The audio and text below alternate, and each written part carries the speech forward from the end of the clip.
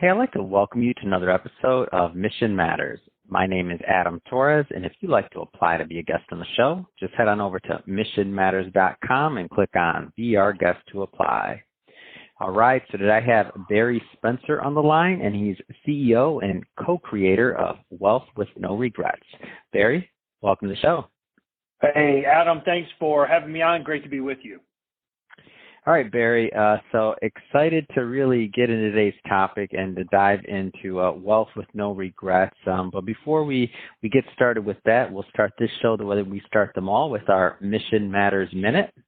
So, Barry, we at Mission Matters, we amplify stories for entrepreneurs, executives, and experts. That's our mission. Barry, what mission matters to you? Well, absolutely. I mean, making people's vision of their future happen by removing the obstacles that stand in their way and impede them from having the kind of bigger impact with their life that they want to have. And I could pretty simply say it like this. Maybe you've done or seen someone put together a 1,000-piece puzzle, right? Mm-hmm. Well, imagine putting that 1,000-piece puzzle together without the picture on the front of the box. Yeah. For us at Wealth with No Regrets, we help people clarify what that picture of that future of that box looks like so they can put all the financial pieces together so they can have that picture and they can do it without regret. It's awesome. Love bringing mission-based individuals on the line to share, why they do what they do, like what gets them fired up to get out there in the marketplace and really just to make a difference in the world. So awesome having you on the show, Barry. And I guess first thing that came to my mind as I was kind of preparing for this is Wealth with No Regrets, just the name of the company in general. I mean, tell me about that. Amazing name, by the way. Well, it really comes out of a passion story. My father lost a battle with cancer at the age of 62. So he had hit his period of retirement age and had done everything he was supposed to do and everything he could do. He's a very successful entrepreneur and business owner himself, had accumulated enough assets to be okay financially for he and my mom to live a long life, and had enough resources set aside for my mom to be okay financially, and had done his job that he thought next was go hire a couple of advisors and did what so many do, right? They think they got to diversify among advisors. So 1, 2, 3, and my dad had those different financial advisors, CPAs, attorneys, and the like. And yet when he passed away, and before he passed away, he said, "Barry, you're going to need to take care of mom." And a strange comment from my father because he was a very diligent man, very successful, thoughtful, conscientious. And so the fact that he would need to say that didn't dawn on me till after the fact. And I inherited the advisors and what they had put together. And what I found was a really, the elements of a broken industry that was so engrossed in what they wanted and what they was in it for them that it was not what was in it for the client, my father. And as a result, it just sent me on this course of action to understand what was there, what was missing, and also in so doing, protect my mom at the same time and honor my father in the process. And my father passed what I think was regret, and what the family experienced was regret, though they had the resources to not experience that. I don't want anyone to go through that or experience that. No, it's a lot behind that, and I find many of the great brands I've had the honor of interviewing, and just entrepreneurs. When you get into their story and like why they are out there and looking to make a difference, I feel like there's always something more behind it. Like the people that really go out there and do it, that there's some need or some want to really make a difference in whatever the chosen niche is. So thank you for sharing that. And just I guess going through a little bit further into this. Like first off, tell us a little bit more about the platform overall. So Wealth with No Regrets. Sure. Well, over the years, we have worked to refine a process that we feel like really gets a predictable result for people who have been successful business owner, entrepreneur, professional, executives. So they've worked hard, they've done their job, and they've reached a point where they should be okay. They should be enough successful financially to be set. And so we've refined a process that helps them go through that process they need to be able to make really sound financial decisions that are work for them, which by the analogy I started at the beginning by saying that, it's really finding that picture of the future and what they want their life to look like. and then building all the pieces of the financial world to match up with that picture, their picture, not my picture, not someone else's idea, but their picture of that future. And so Wealth with No Regrets is our process to bring all that together. So at the end, people can go, I got it. This is what I'm doing. This is why I'm doing it. And this is how it works for me and why it benefits me. And that's really the purpose and drive behind the process itself for the folks that we get a chance to serve. Hmm. And so as you've kind of refined this process, and I don't want to oversimplify this because I know there's a lot of things that are different when you're working with different families or just different individuals in general, but I do know that certain themes kind of arise when you're working with people over time, and you kind of see certain patterns. Like as you've kind of gone further along this path, like what are some of those common themes or maybe even myths or misinterpretations of wealth in general and finance and how people manage their money? Like what are some common themes that you found have come out? Well, let me state this, that I think is a part of the process. We've kind of honed in on what we call 5 dimensions that are absolutely essential. It doesn't cover everything, but it's the 5 core dimensions that must be incorporated into planning and into a thoughtful process. So, for instance, I'll give you a couple of them. We can talk more about them, or I can go into more, but number 1 is the five dimensions is 1, diminishing taxes. Number 2 is designing a lifestyle that you love and want to be a part of. Number 3 is developing an income stream that helps people accomplish the lifestyle they want. Number 4 is getting downside protection for their money so they can live confidently. And number 5 is dedicating growth money, dedicating resources to growth over time. Because no matter how much you have, everyone says, I want to make sure, number 1, I never run out of money. And number 2, I'm never burdened on my family. So that's a big piece of it. But all 5 together, you should know where you are today and where you could be in the future if you really dug into those to discern and decipher where the opportunities and challenges are within those. Do you think are there, when I look at your model versus, let's just say traditional finance or traditional planning process, do you feel there's any like shortcomings there, or can you kind of juxtapose where you feel some of the difference maybe? Yeah, absolutely. That's a great question too, Adam, because I believe, and my experience was, and what I've seen with so many, that the industry itself is really broken. I'll say broken. It's the best way I can think to describe it, in that it's very self-centered, self-serving, and siloed. And by that I mean that, in one area you have the person that's constantly selling a product. You have another person that's constantly selling a portfolio. It's just about money management. And then the industry as a whole, within those groups and outside those groups, that they fall in another role, are pushy. And that's really what I encapsulate as kind of the brokenness of the industry and why so many people fall short of what's possible for them.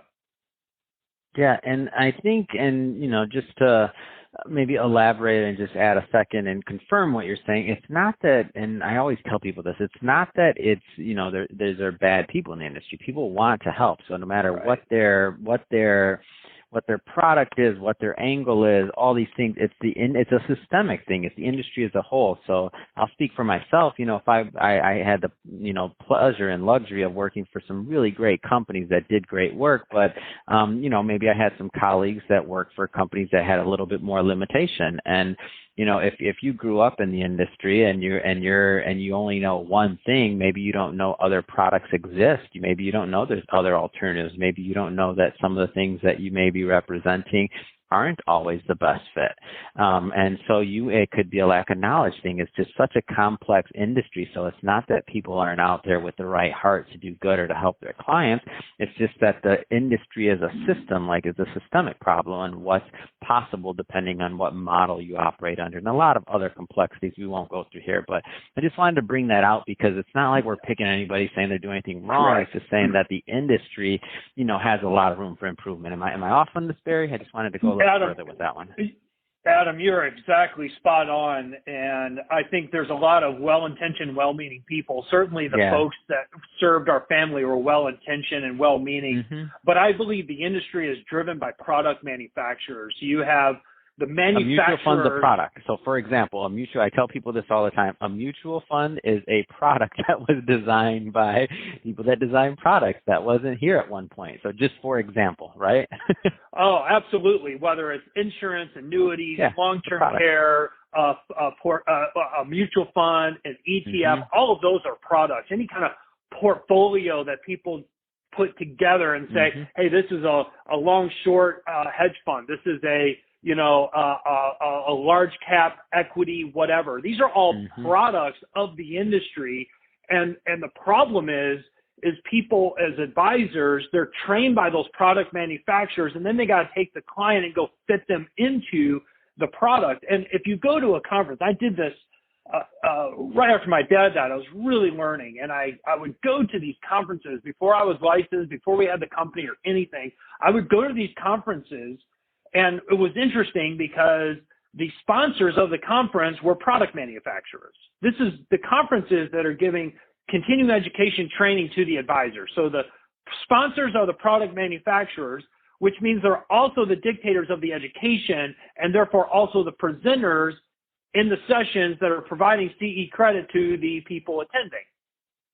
So if you just go down the line, unless you're really strong-willed or you're an independent advisor, or, what we've tried to do is as an independent registered advisor, we chart our own course because we don't have to abide by those, and product manufacturers, we don't have to have the sales goals and quotas with those product manufacturers or anything like that, because we can make it all part of the client and their objective. And that is why when I say we've refined the process over time, we've refined it to figure out how we can help make Wealth with No Regrets about the person, about the client and their objectives, and let the products then serve the client instead of the other way around. Yeah, well said. So, and this is the thing that I always like to bring this up, and I like to when we're kind of going through products and things like that, is that it still is, and it's a product, and it's okay. And these products, many of them were designed to do good. That's the thing. But, and sometimes they do, sometimes they're not always used in the most appropriate way. So there's just different ways to look at this. So, when you think about, I guess, understanding the aspects, or just in general, like the role of money and what it plays in people's lives, like how do you have that conversation normally? Well, that's a great question, because the role of money is about what the money does. It's not the money itself. Money is a construct that is a means of exchange between two parties. Money itself, whether it's a dollar or a euro or, an asset, has no value in and of itself. The value comes from what we ascribe to it and what we want it to do for us. And so a lot of times people make mistakes by saying, well, this person owns real estate, I need to own real estate, or this person has a lot of cash, I need to have a lot of cash. Well, this person has a lot of stocks, so I need to have a lot of stocks, or, just take whatever that is. And it's really not about any one of those things or even the return that those assets or investments provide to someone over time. It really is about the role of money you want it to have in your life and what you want it to accomplish for you. So therefore, your vision and your picture of your future, your lifestyle, your family, and the causes that matter to you and how you want to give back is far more significant of a conversation than what is the asset or investment and what is the return you should get. And what's your risk tolerance in relation to that? No. That's the financial industry trying to control the narrative. When you come back and make it about you and what you want money to do, all that other stuff really just falls into place. Well said. Tell me, just switching gears a bit here. So, build wealth like a shark. Like, tell me about what's the relationship between you and the shark. Yes, sir. Well, the shark, Kevin Harrington, was the original shark on the Emmy Award-winning Shark Tank show, and is the inventor of the infomercial. That guy, by the way. It's awesome. He's a great guy. Yeah, Kevin's a great guy, great friend, and he was the inventor of the infomercial and owns the brand as seen on TV. And Kevin was looking for a way to help promote a message and people that were not only well-intentioned, well-meaning, but had a place to be able to implement that without having this circle of influence over them that kept it not about them. So we joined as one of a few select group of folks to join Kevin in putting together a book that helps people understand what are some of the ways that you can build wealth, attain wealth, accumulate wealth, and preserve wealth over time, just like Kevin Harrington, the shark, does. And he's a tremendous cheerleader, a brilliant mind, and a great friend. Fantastic. Well, Barry, this has been really great having you on the show and just getting to know more about yourself. Of course, Wealth with No Regrets and your book. I mean, just lots of great things you have going on with the brand and just a lot of ways you're helping people. If somebody wants to follow up and to learn more and just to follow your journey, I mean, what's the best way for them to do that? Sure. The best way is just to go to wealthwithnoregrets.com, wealth all spelled out, all the words spelled out, wealthwithnoregrets.com. And there's a place there to find all our content, an access point to our YouTube channel, a way for them to email me. You go on there, I'll get an email. And if someone wants to have a conversation, we can do that complimentary and just talk with them about where they're at and what might be some opportunities they have and whether that has anything to do with us or not. I love helping people figure out what could be a great next step for them. Fantastic. And we'll put all that information, of course, in the show notes so that our audience can just click on the link and head right on over. And speaking of the audience, if this is your first time with Mission Matters, we're a platform that's all about bringing on entrepreneurs and executives and having them share their mission, having them share some tips that we can all learn from and really grow from.